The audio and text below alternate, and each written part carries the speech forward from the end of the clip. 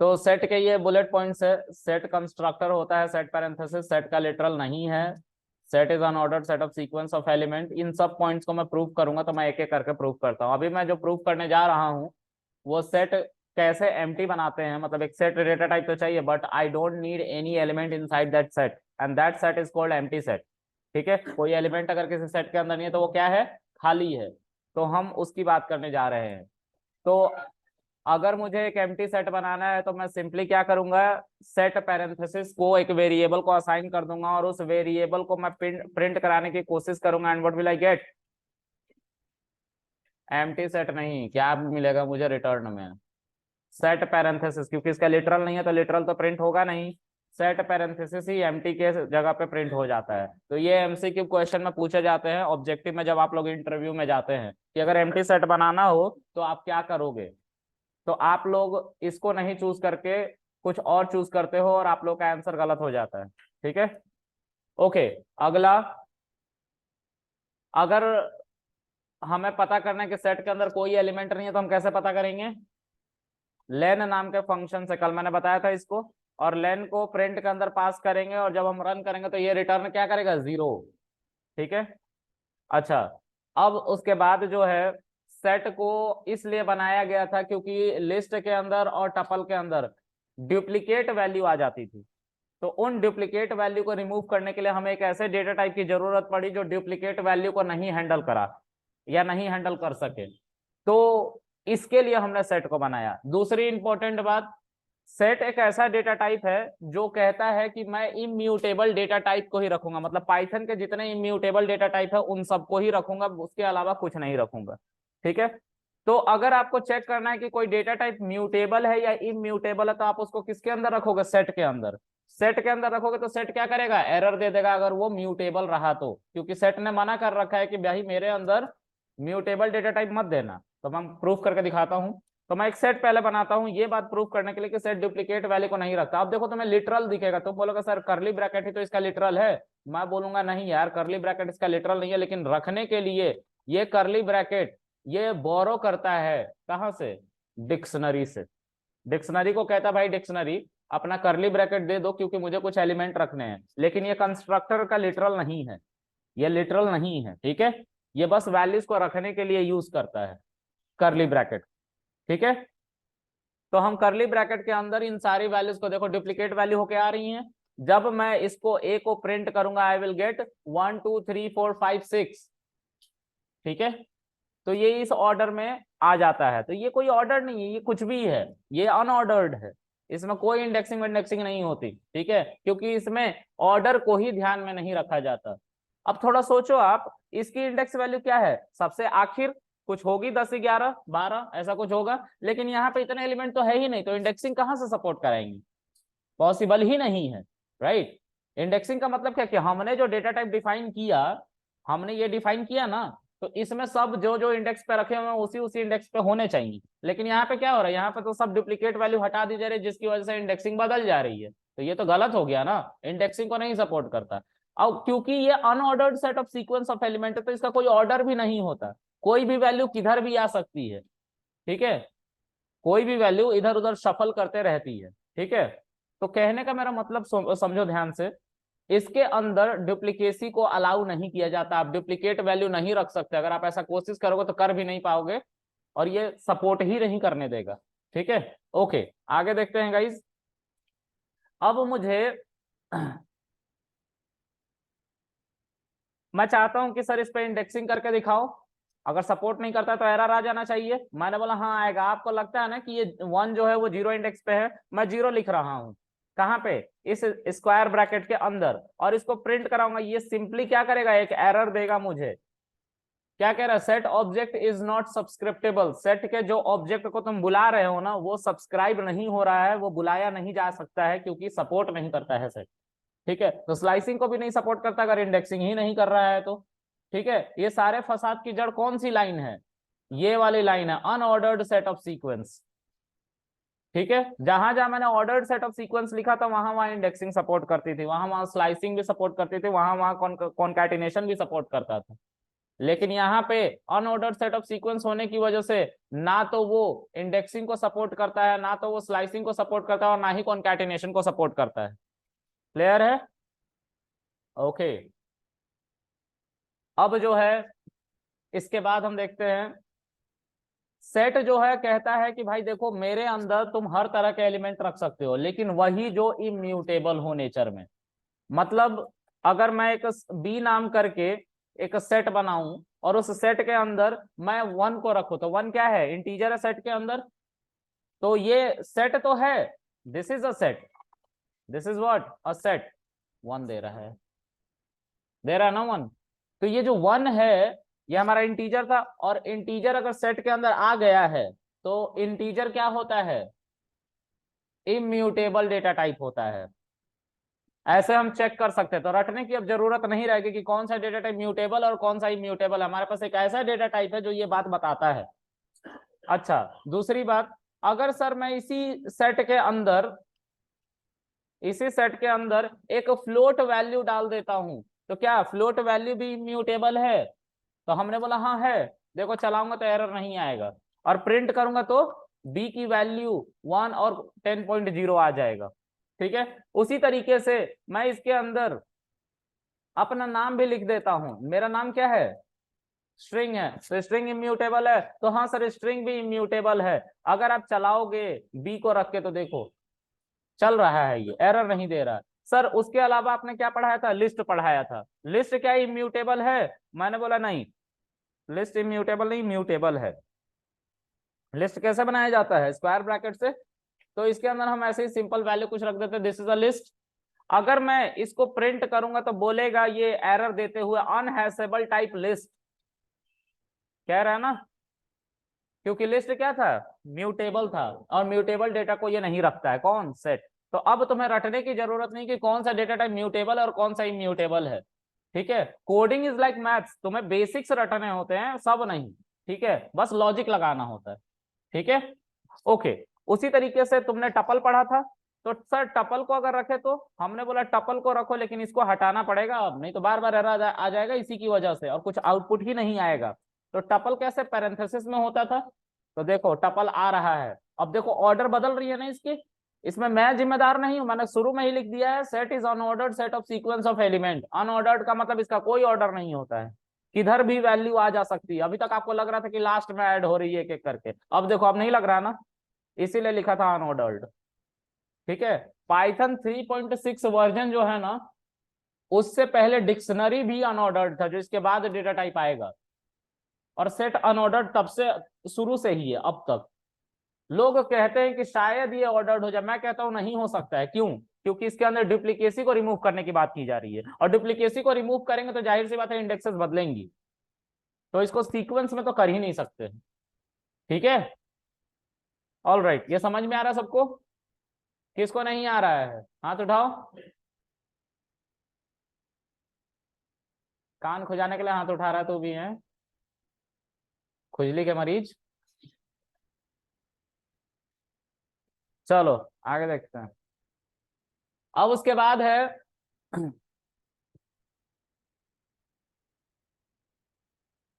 उसके बाद क्या आएगा? उसके अलावा क्या पढ़े हैं हमने? सेट पढ़ रहे हैं आज। तो सर अगर मैं सेट को ही रखना चाहूं तो सेट आ जाएगा क्या इसके अंदर? मैंने अभी क्या लिखा है, पॉइंट्स देखो ऊपर में लिखा है सेट इज म्यूटेबल, तो क्या सेट सेट के अंदर आ जाएगा? नेस्टिंग को सपोर्ट करेगा? नहीं करेगा सेट नेस्टिंग को सपोर्ट। क्यों? क्योंकि सेट खुद ही म्यूटेबल है। ठीक है, खुद बदल जाता है, तो कैसे सपोर्ट करेगा? नहीं करेगा, एरर आ जाएगा। तो अनहैशेबल टाइप सेट इस बार बोलेगा देखो अभी ये मस्त चल रहा है, चल रहा है ना, लेकिन जैसे ही इसके अंदर मैंने क्या डाल दिया, एक सेट डाल दिया, ये देगा एरर। अनहैशेबल टाइप सेट दे रहा है। अनहैशेबल किसको कहते हैं? म्यूटेबल को कहते हैं। ऑलराइट, चलो, तो इतनी बातें याद रहेंगी। अब आगे जैसे जैसे डेटा टाइप हम पढ़ेंगे वैसे वैसे आप सेट में रख के देख लेना कौन सा म्यूटेबल कौन सा इम्यूटेबल है, बाकी मैं भी बताऊंगा, लेकिन रटने की जरूरत नहीं होगी। इंटरव्यू में आंसर देना होता है, लेकिन लॉजिकल आंसर दोगे तो ज्यादा बेटर रिस्पॉन्स आता है। अगर तो कोई तुमसे पूछता है कि अच्छा बताओ सेट म्यूटेबल है कि इम्यूटेबल है, तो तुम बोल तो सकते हो कि सर म्यूटेबल है अगर रटे होगे तो, लेकिन अगर तुम कोड करोगे तो तुम बोलोगे कि सर सेट जो है अगर सेट के अंदर आ जाता है तो क्या है, इम्यूटेबल है, और अगर नहीं आता है तो म्यूटेबल है। तो जहां तक मैं जानता हूं सर, सेट जो है हमें बताता है कि कौन सा डेटा टाइप म्यूटेबल है या कौन सा इम्यूटेबल है। म्यूटेबल पे अनहैशेबल डेटा टाइप डिक्ट या अनहैशेबल डेटा टाइप सेट ऐसा करके आ जाएगा। मतलब कि वो जो है डेटा टाइप जिसको तुम रख रहे हो सेट के अंदर वो अनहैशेबल है, मतलब म्यूटेबल है। कहते हो ना इंटरव्यू में सर कैसे हम आंसर करें, लोग बड़ा बड़ा आंसर देते हैं, तो वो बेसिकली लॉजिक की बात कर रहे होते हैं, वो हार्ड एंड फास्ट आंसर नहीं देते, हाँ इम्यूटेबल है या म्यूटेबल है, एक वर्ड का आंसर नहीं होता। You have to explore everything, तुम्हें एक ऐसा कोर कॉन्सेप्ट बताना होता है जो उसको समझ में आ जाए एक बार में।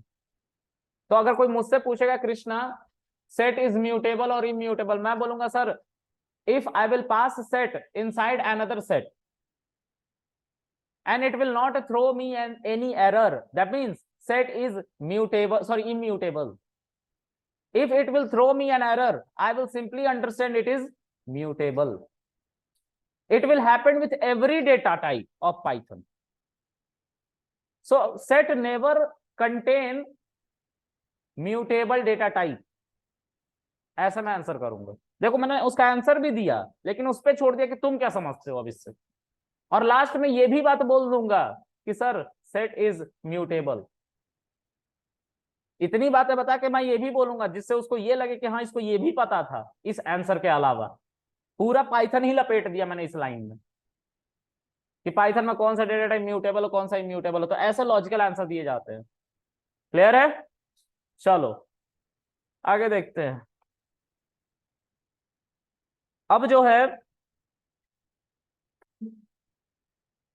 ये इंडेक्सिंग को सपोर्ट नहीं कर, देखो मैंने क्या क्या अभी तक प्रूफ किया, कैसे कैसे एम्प्टी डेटा टाइप बना सकते हैं सेट का, तो set parenthesis using their constructor. Okay, constructor of set क्या होता है, सेट पैरेंथेसिस। अगर मैं a is equal to set parenthesis लिखता हूं और प्रिंट a करूंगा तो आंसर क्या मिलेगा, सेट पैरेंथेसिस, क्योंकि इसका लिटरल नहीं होता। इंपॉर्टेंट बात क्या है, अगर तुम्हें वैल्यूज को रखनी है सेट के अंदर तो वो किस किस फॉर्म में रखता है, करली ब्रैकेट की फॉर्म में, और करली ब्रैकेट डिक्शनरी का डेटा टाइप है, डिक्शनरी का लिटरल है, डिक्शनरी का लिटरल है। तो डिक्शनरी उसको बोरो करता है, ले जाओ तुम मेरा लिटरल और उसमें अपने वैल्यूज को रख लो। जब वैल्यूज तुम्हारे पास नहीं होंगी तो फिर से तुम सेट पैरेंथेसिस बन जाना। क्लियर है? ओके। उसके अलावा मैंने क्या पढ़ाया, set is unordered set of sequence of element, इसके अंदर भी एलिमेंट है, बहुत सारे अलग अलग डेटा टाइप है तो उनको एलिमेंट कहते हैं। ठीक है। उसके अलावा set never contain mutable data type, set क्या नहीं करता, म्यूटेबल डेटा टाइप को कंटेन नहीं करता, और म्यूटेबल डेटा टाइप को क्या कहते हैं, अनहैशेबल। इसीलिए जब मैंने सेट के अंदर सेट को पास किया तो क्या लिख रहा है यहाँ पे, अनहैशेबल टाइप ये सेट है जिसकी वजह से एरर आ रहा है भाई, और अनहैशेबल टाइप लिस्ट है जिसकी वजह से एरर आ रहा है। देख रहे हो ना, जिस डेटा टाइप की वजह से एरर आ रहा है उस डेटा टाइप का नाम लिखा जा रहा है अनहैशेबल लिख के। ठीक है, all right. Set does not support indexing, अभी बताया था क्यों इंडेक्सिंग को नहीं सपोर्ट करता, क्योंकि ये डुप्लीकेसी को रिमूव कर रहा है जिसकी वजह से सबके इंडेक्सेस बदल जा रहे हैं। ठीक है। अगर कोई बंदा ऐसा सेट बनाएगा तो वो क्या समझेगा अगर इसको प्रिंट ना कराए तो, कि ये 0 इंडेक्स पे है, ये 1 इंडेक्स पे, ये 2 इंडेक्स पे, ये 3 इंडेक्स पे, 4 5 6 एंड सो ऑन। और जब बंदा इसको प्रिंट करे तो देख रहा है या तो कुछ और ही चल रहा है सीन, तो क्या वो भविष्यवाणी थोड़ी ना करेगा। अगर मान लो सेट बना दिया और प्रिंट ही कभी नहीं किया तो उसको इंडेक्स का तो पता ही नहीं चलेगा। इसीलिए इंडेक्सिंग और स्लाइसिंग को हटा लिया गया है यहाँ से। ठीक है, क्लियर है? ऑलराइट।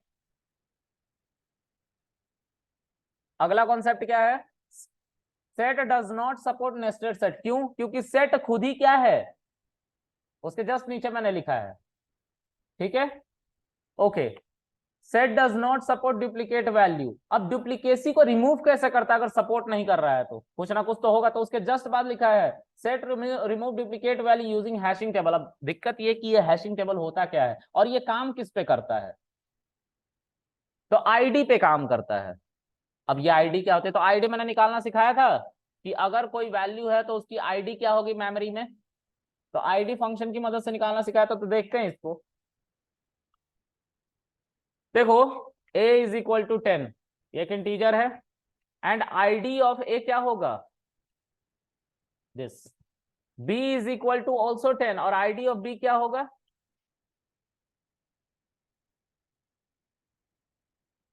सेम, है ना। म्यूटेबल डेटा टाइप में IDs, sorry immutable data type में आईडीज बाय डिफॉल्ट सेम रखी जाती है। क्लियर है। इम्यूटेबल डेटा टाइप की आईडीज अगर एक जैसी दिख रही हैं, जैसे ए की वैल्यू 10 है और बी की भी वैल्यू 10 है, तो उनकी आईडी सेम होगी। क्यों सेम होगी, क्योंकि वो दोनों एक ही वैल्यू को इंडिकेट कर रही हैं। जैसे मान लो यहाँ पे 10 रखा हुआ है, तो इसको ए भी दिखा रहा है, और जब मैंने बी इज इक्वल टू 10 किया ना, तो बी भी इसी को दिखा रहा है। बात समझ में आ गई। तो जब ये हो रहा है तो इसकी कुछ आईडी होगी ना स्पेसिफिक, यही वाली, तो ये दोनों के लिए सेम आ रहा है। क्लियर है। अगर एक और वेरिएबल सी होता और वो उसकी भी वैल्यू 10 होती, तो वो भी सेम आईडी को ही दिखाता। क्लियर है। 1 करोड़ तुम वेरिएबल बना दोगे और उन सबकी वैल्यू 10 है, तो वो सेम आईडी को दिखाता। ठीक है, ओके, आगे देखते हैं। तो अब हम चाहते हैं हैशिंग टेबल आपको बताना, तो let's talk about hashing table. ये क्या करेगा, ये डुप्लीकेट वैल्यू को रिमूव करेगा। ठीक है, तो कैसे रिमूव करता है, तो I am going to show you a picture of what, let's say this is a, oh sorry my bad, a is equal to, अभी अभी मैंने कुछ लिखा था, ठीक है, ये लिखा, और प्रिंट मैंने क्या किया, ए किया, 1 2 3 4 5 ऐसा वैल्यूज आ जाएगा, सब डुप्लीकेट वैल्यू रिमूव हो गई। तो हुआ क्या behind the scene, let's see. मेरे पास देखो एक टेबल है, ये ऐसा होता नहीं है, लेकिन अब आपको समझाना है तो मुझे एक पिक्चर तो बनाना ही पड़ेगा, तो मैं उस पिक्चर को बना रहा हूं। और एक लास्ट में मैं स्टेटमेंट बोलूंगा, उसको हमेशा याद रखना। तो ये है हैशिंग टेबल। ओके, इसमें क्या होती है, इसमें हमारी वैल्यूज बुलाई जाती हैं, और इसमें हमारी उसकी ID, ID of values. Okay, तो अगर यहां से पहली बार जब ए आता है इस हैशिंग टेबल के पास, तो उस 1 को रख लिया जाता है, क्योंकि इसकी आईडी कुछ यूनिक होती है। मान लेते हैं 1 to 1, बड़ी बड़ी आईडी आती है, लेकिन हम छोटी छोटी आईडी मान लेते हैं आपको समझाने के लिए। ठीक है, 1 to 1 आईडी है। इस 1 को जब यहाँ पे भेजा गया, तो इसको मना कर दिया गया, बोला गया सॉरी आपकी आईडी ऑलरेडी है, मतलब आईडी पहले चेक करी जाएगी, और अगर सिमिलर एलिमेंट है तो उनकी आईडी सेम होगी। आईडी सेम होगी तो इसको क्या किया जाएगा, बोला जाएगा सॉरी आपकी आईडी ऑलरेडी आ चुकी है, तो मैं आपको एक्सेप्ट नहीं कर सकता। कौन बोलेगा, ये हैशिंग टेबल, क्योंकि हैशिंग टेबल ही डुप्लीकेसी को रिमूव कर रहा है। ओके, फिर उसके बाद एक और वैल्यू आ रही है। अब यहाँ पे 2 हमने रखा, 2 पहले अवेलेबल नहीं था, क्योंकि पहले आईडी चेक करी जाती है। 1 2 2 मान लेते हैं इसकी आईडी, देखो कोई आईडी थी ऐसी, कभी नहीं थी।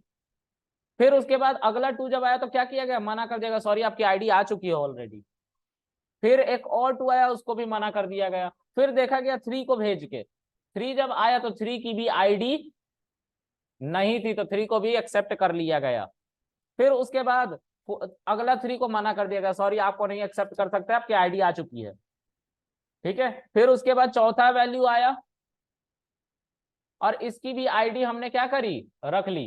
अब ये जो 4 आया, इसकी आईडी पहले से अवेलेबल नहीं थी, तो अवेलेबल नहीं थी तो इसको रख लिया गया। उसके बाद क्या किया गया, अगला 4 को मना कर दिया गया, और उसके अगले 4 को भी मना कर दिया गया। क्या कहते हो, सॉरी आपकी आईडी आ चुकी है।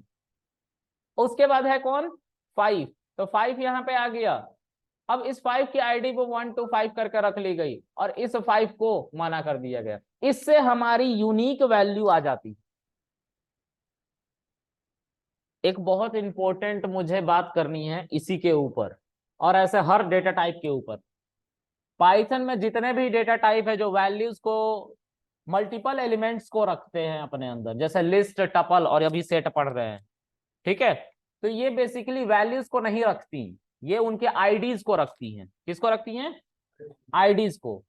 ये आईडीज जब तुम ए प्रिंट, यहाँ पे तुमने ए लिखा था ना, और ए में इतने सारे एलिमेंट दिए थे, तो बेसिकली मेमोरी में इन सब की आईडी स्टोर करी गई थी। और जब आप प्रिंट ए करते थे ना, तो ए क्या करता था, ए के अंदर जितने एलिमेंट होते थे वो सब उनकी आईडी को कॉल करता था और बुला के ले आता था, बोलता था चलो यूजर ने स्क्रीन पे प्रिंट करने को बोला है सबको। तो इससे ड्यूअल प्रोसेस हो रहा है, आईडी पहले चेक करी जा रही है, मतलब वेरिएबल क्या कर रहा है, आईडीज को कॉल कर रहा है, आईडीज अपने अंदर से वैल्यू को निकाल के भेज रही है, तो टाइम लग रहा है ना, इसीलिए ये थोड़ी सी स्लो है। किसके कंपैरिजन में, एरे के कंपैरिजन में। एरे में आईडी नहीं स्टोर होती, डायरेक्ट वैल्यू स्टोर होती है, याद रखना, एरे इसीलिए फास्ट होता है। एरे डेटा टाइप बिल्कुल लास्ट में पढ़ाऊंगा, क्योंकि वो बहुत एडवांस डेटा टाइप है, ठीक है। तो एरे बहुत फास्ट होता है इसीलिए, क्योंकि उसमें सीधा वैल्यू स्टोर होती है, आईडी नहीं स्टोर होती। तो अगर तुम a इज इक्वल टू एक एरे बना दोगे, तो एरे में 1 2 3 4 5 6 रखोगे ना, तो वो आईडीज को नहीं, सीधा एरे को कॉल करती है, सभी वैल्यूज को एक साथ कॉल कर देती है, ठीक है। ओके, ये समझ में आया हैशिंग टेबल आप लोगों को। इस हैशिंग टेबल की मदद से ही हम रिमूव कर रहे हैं डुप्लीकेसी को। किसको नहीं समझ में आया हाथ उठाओ। क्या नहीं समझ में आया सर, बताइए।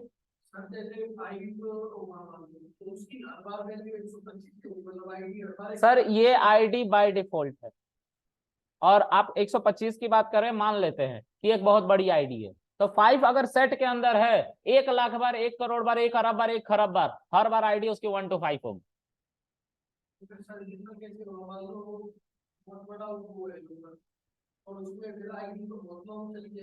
सर 1 to 5 कह तो रहा हूँ, ये हाइपोथेटिकल नंबर है, आईडीज की वैल्यू ये है, आईडीज इतनी बड़ी बड़ी होती हैं, दिख रहा है ये, आपको समझाने के लिए छोटी आईडीज लिखी है मैंने, समझ गए आप।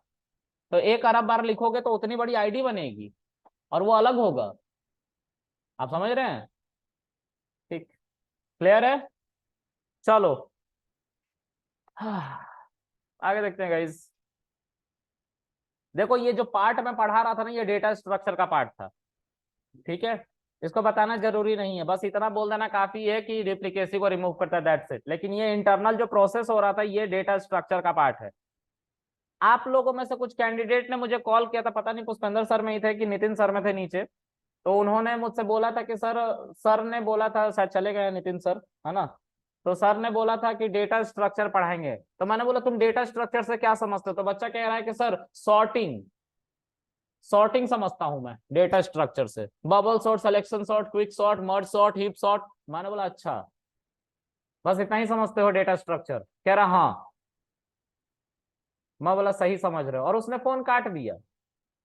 पता है यहाँ पे प्रॉब्लम उसकी नहीं है कि उसने फोन काट दिया, प्रॉब्लम ये है कि नॉलेज नहीं होने पे ना, वो गागर ज्यादा अच्छा लगता है जिसमें कम पानी होता है, और गुस्सा भी ज्यादा होता है। तो पहले चीजों को समझने की कोशिश करो। मैं उसको समझा रहा था तो उसको ये लग रहा था कि मैं काम टाल रहा हूँ, तो मैं तुम लोगों को भी समझाता हूँ, डेटा स्ट्रक्चर सिर्फ ये नहीं है, hip sort, merge sort, quick sort, selection sort, ये नहीं है भाई। डेटा स्ट्रक्चर एक ग्रंथ है जो सी लैंग्वेज के ऊपर लिखी गई थी, और वो इसलिए लिखी गई थी कि 1972 में जब डेनिस रिची ने सी लैंग्वेज बनाया था, तो सी लैंग्वेज बनाने के बाद लोगों को सिखाना था कि प्रोग्रामिंग कैसे होती है, और प्रोग्रामिंग के लिए उन्होंने लिखा था डेटा स्ट्रक्चर की मेमोरी को कैसे मैनेज करोगे। कोड सब कोई कर सकते हैं, लेकिन कौन सा कोड ज्यादा फास्ट चलेगा और कौन सा कोड स्लो चलेगा, इसको कैसे डिटरमिन करेंगे, इसको कैसे डिफरेंशिएट करेंगे, उसके लिए एक ग्रंथ लिखी गई थी, उसको डेटा स्ट्रक्चर कहते हैं। और डेटा स्ट्रक्चर आज भी सी लैंग्वेज पे सबसे ज्यादा इंप्लीमेंट किए जाते हैं, ठीक है। क्या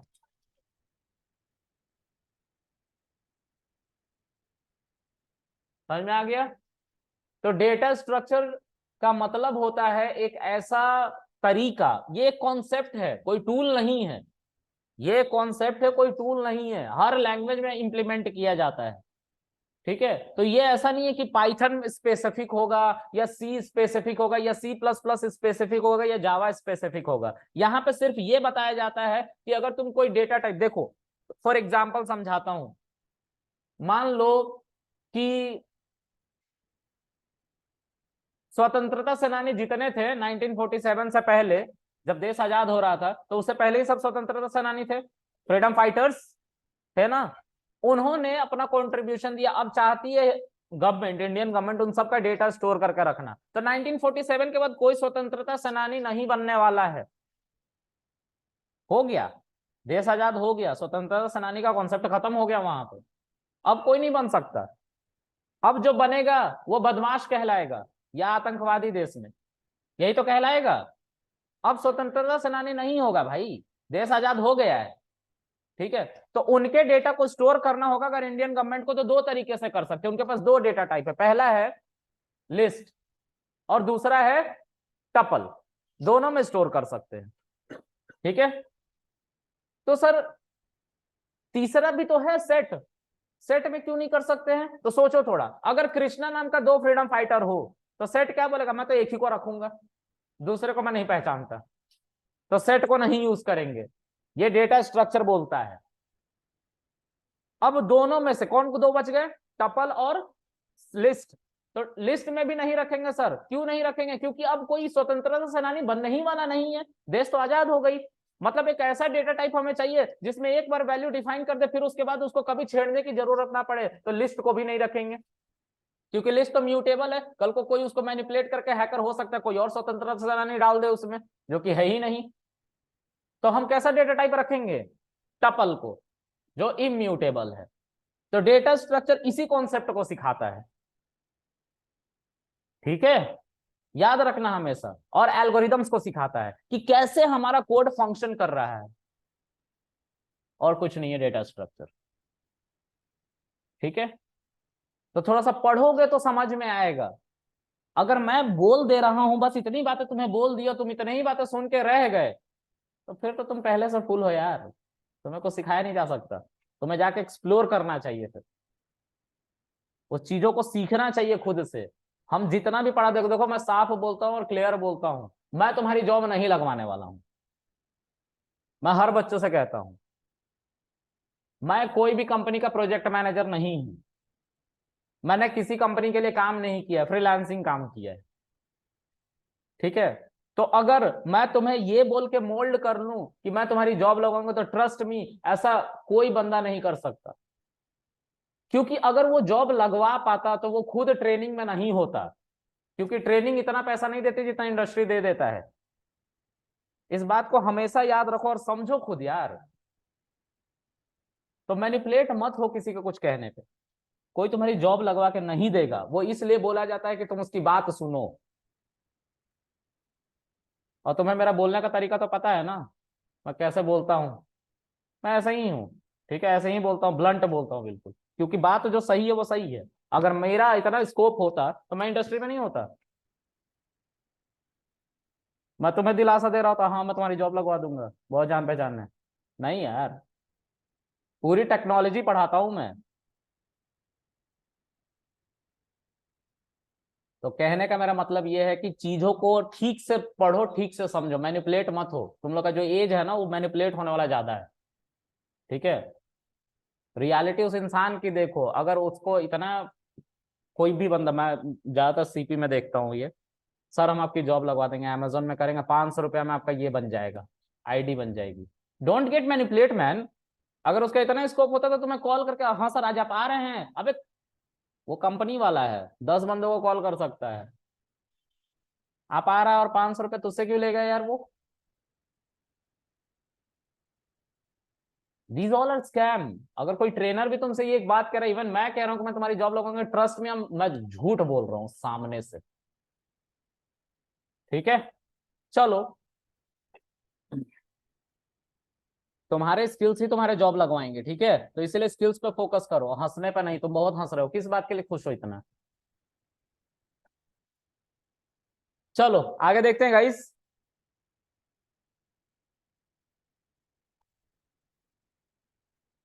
okay, set does not support unhashable, बता दिया ना मैंने, और ये भी बता दिया कि किस पे वर्क करता है, ठीक है।